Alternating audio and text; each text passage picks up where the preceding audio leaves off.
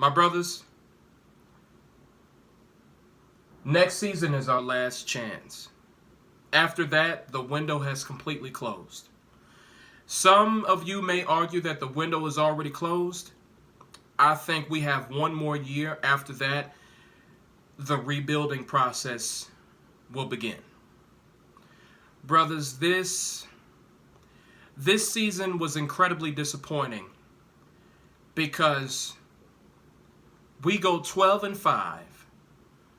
We have all these pieces on the team, and we're still one and done. We still got beat in the playoffs, one and done, first round. That's embarrassing. That is completely that's a travesty. That is a travesty. My observations watching the game, when you look at Kyle Shanahan and the Niners rushing attack, it's unbelievable. They do everything in their power to beat you on the outside. You need fast, athletic linebackers to combat that offensive scheme. Of course, we got Micah Parsons, but the rest of the linebacking core, there's no way we could compete with that. Then, after all these years, we still have the same problem with the interior defensive line. Odigizua, I like him. He's good. But we do not have a dominant interior lineman. We don't have a dominant interior lineman. And that has been one of our Achilles heels over the past decade. We can't stop the run, or when a team is committed to the run, we can't stop it because our interior defensive line is so weak. We can generate a pass rush, but the interior defensive line can't keep the opposing offensive line off our linebackers. We get pushed around. It's bad. I don't know where we can find one. I don't think there's one in the draft, but if we could find a Vita Vea, that big boy for Tampa Bay, if we could find something like that, that would completely change the complexion of this defense. The defense was average at best against the run this season, but that was because a lot of teams abandoned the run because our offense, we would just like stack up points, and the opposing team felt like they had no choice but to throw the ball. So I still think we're bottom tier when it comes to stopping the run, but we look better than what we actually are because teams, they let go of the run in later in games. So our run defense is still a problem. DeMarcus Lawrence apparently is great at stopping the run, but we're always mediocre when it comes to stopping the run. You know, DeMarcus Lawrence getting paid all that money. Y'all know I'm against that shit. And then when you look at the offensive side of the ball, Connor Williams got to go. Connor Williams has to go. He's just not... He's not strong enough. He's not strong enough. He's not good enough. When you look at him, he gets bullied. He gets bullied by opposing defensive linemen. It's almost as if he's a rag doll out there getting pushed around. He doesn't belong in the NFL. Or at best, he's a second or third tier lineman. He is not a starter in this league. I'm sorry, he's not. Connor Williams is not good enough. He's not strong enough. He just doesn't have it. He has to go. He is a weak link. Tyron Smith has to go. He can't stay healthy. We're just going to have to rebuild the offensive line because Lyle Collins doesn't look that great. Tyron Smith is he's too old. He's too injury prone. And then Connor Williams, he's not a starter in this league. He has to go. You look at the receivers. Of course, Michael Gallup, he's not coming back. He probably would have helped tremendously in this last game. CeeDee Lamb,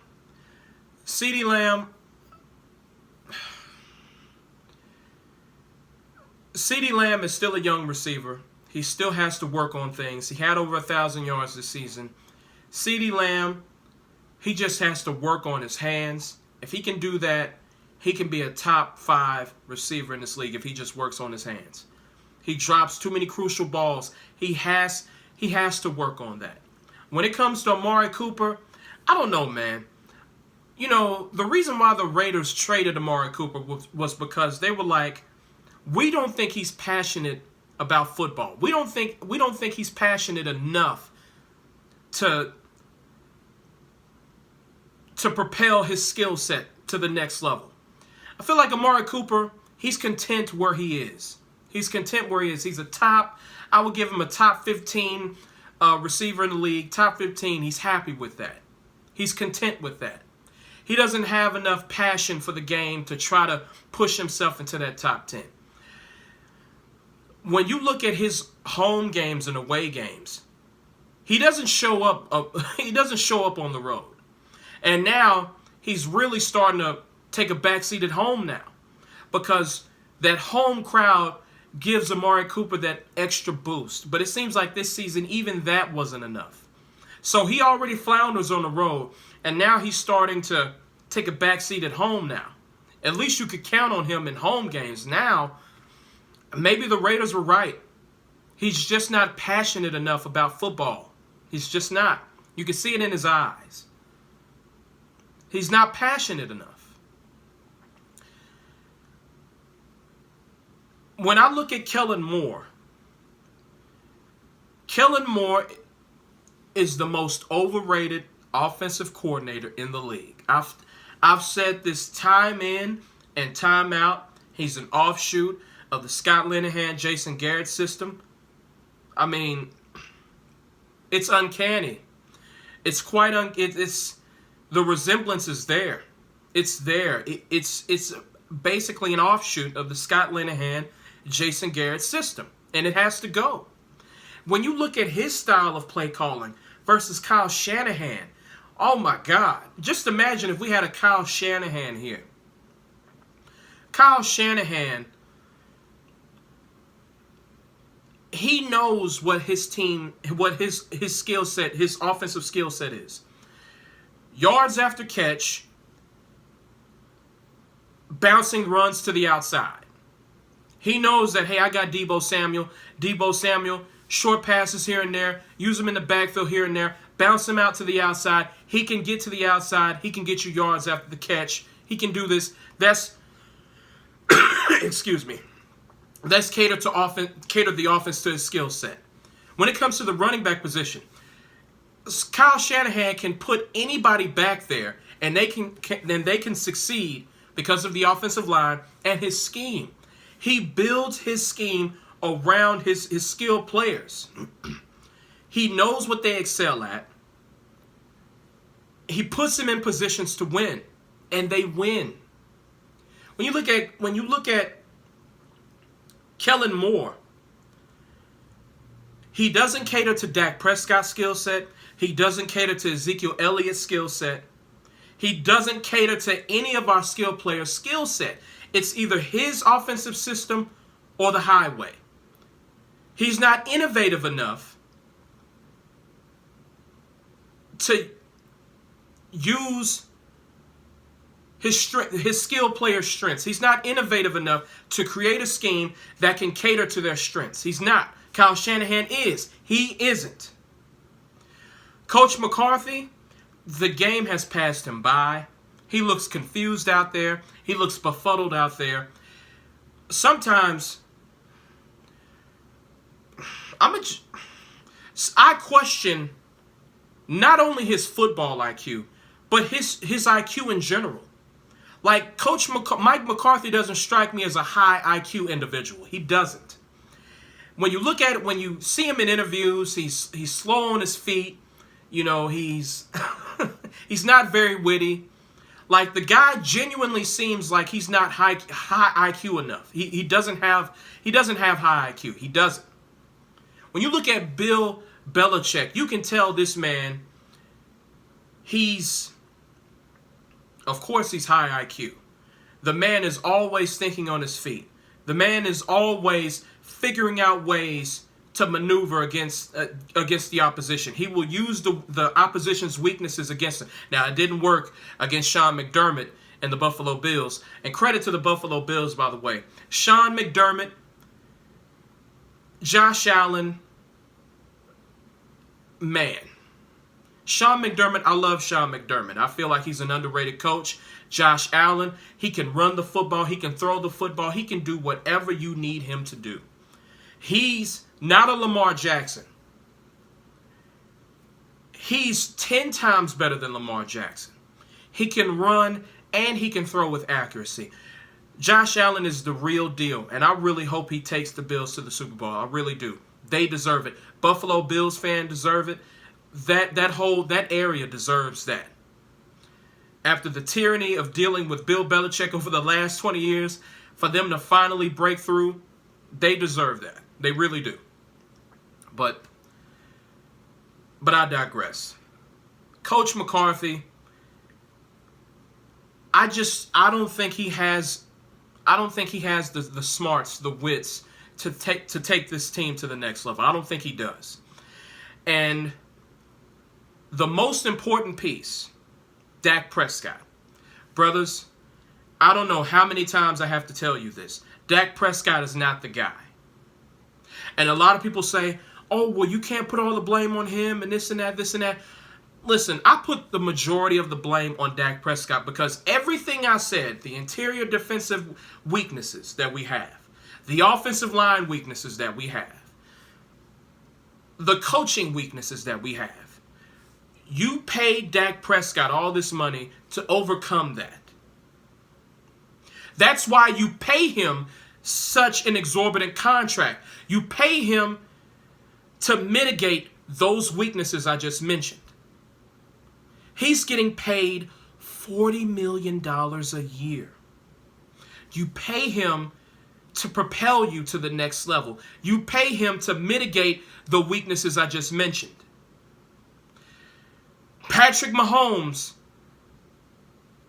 he is good enough to mask the weaknesses of the Kansas City Chiefs, and they have plenty. Aaron Rodgers was good enough to win a Super Bowl in spite of Coach McCarthy. Remember, Mike McCarthy was the coach of that Super Bowl team. Aaron Rodgers won in spite of the coach. He's good enough to overcome weaknesses. When you look at these quarterbacks who win constantly, Tom Brady, at his best, well, not his best, I would say his second best. Mike Evans is the best receiver. His second best receiver, Antonio Brown, threw up the deuces. And Tom Brady still manages to galvanize his team, refocus his team, and they destroyed the Eagles on Sunday. And they could possibly go to the Super Bowl again because of Tom Brady. Do you really care about Bruce Arians, the head coach? No. Do you care about the offensive coordinator and Byron Leftwich? No. We all know Tom Brady is running the show over there. And he's really running the show. They have a bevy of injuries. Their second best receiver just pieced out on them in the middle of a game. And he still manages, with all those distractions, all those problems, he still manages to galvanize his team to beat the Eagles and go to the next round. That's what top-tier quarterbacks do. Dak Prescott will never be that guy. Ever! We can't draft a quarterback because this upcoming draft, the quarterbacks in this draft are absolutely dreadful. None of them, I promise you, none of them will be on an NFL roster, starting on an NFL roster in the next 5 years. I guarantee you. This quarterback class is absolute dreadful. So you got to work with Dak Prescott for now. And you just got to hope and pray that he can improve and take us to the next level. You got to hope. You got to hope. You got to get lucky.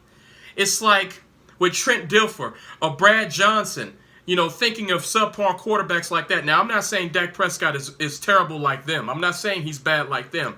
But you got to hope that we can get this defense together and we can improve on the offensive side of the ball enough to where we'll have enough total team talent to overcome Dak Prescott's deficiencies. Because we can't count on Dak Prescott to lift us. We can't. He's not good enough. He never will be good enough. Brothers, this was year 6 for him. He's going into year 7. This is who he is. He's all right, but he's not good enough to take you to the NFC Championship game and the Super Bowl. We need everything to be firing on all cylinders for him to get us to the promised land. Dak Prescott has all these weapons. You mean to tell me he can't make CeeDee Lamb better? He can't make Michael Gallup better? He can't make Amari Cooper better? He can't make Ezekiel Elliott better?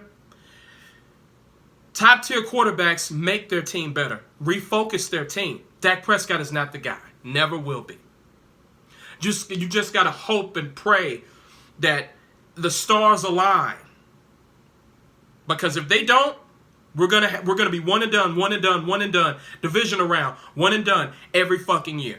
Or we may miss the playoffs because he missed the playoffs in 2017. He missed the playoffs in 2019 and 2020. Now, of course, he got hurt in 2020, but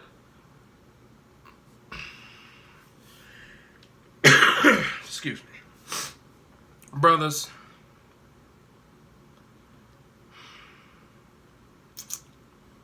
I don't know what else to say. I said what I need to say. There's no one really enjoying the rest of these playoffs. I'm just going for the Bills, either the Titans or the Bills on the AFC side. You know, I really don't give a shit what happens on the NFC side. I would like to see the San Francisco 49ers go to the Super Bowl again. I mean, that would at least make me feel better losing to them. What can I say? All right, brothers. I'll catch y'all later. Peace.